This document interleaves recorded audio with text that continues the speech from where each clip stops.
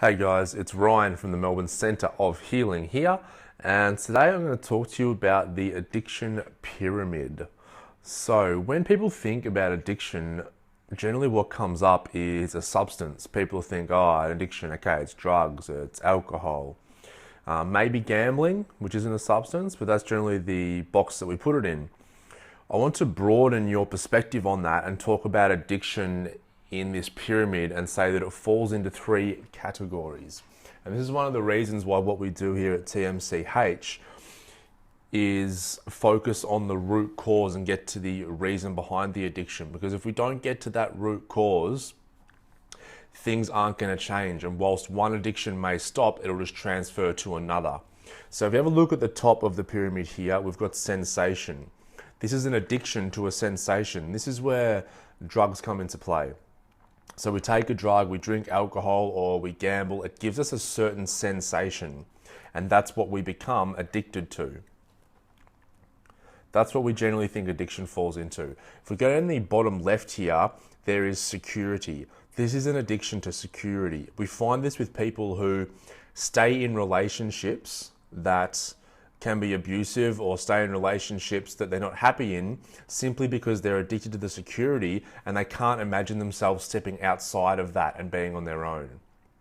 Okay, now look down the bottom right here, we have control. So you can say control/power. People become addicted to control and power.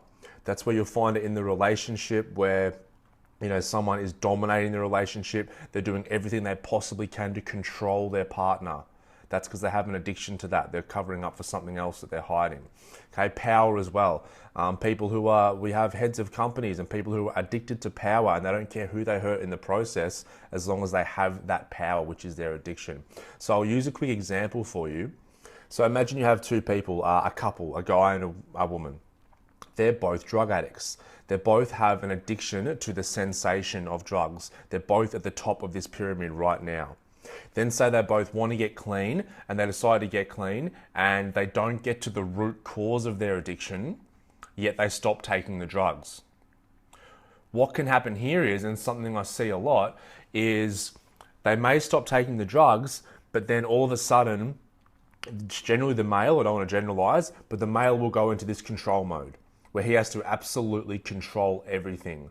He has to know where she is, he has to be able to check her phone and just really can become a very, very abusive partner in the relationship because he's simply swapped his addiction from sensation to control. And then we can see the female, she can come out of that sensation addiction and then she gets addicted to security. Even though she is being controlled and in some cases abused, either verbally or physically or emotionally, but she won't leave that relationship because she has that addiction to the security.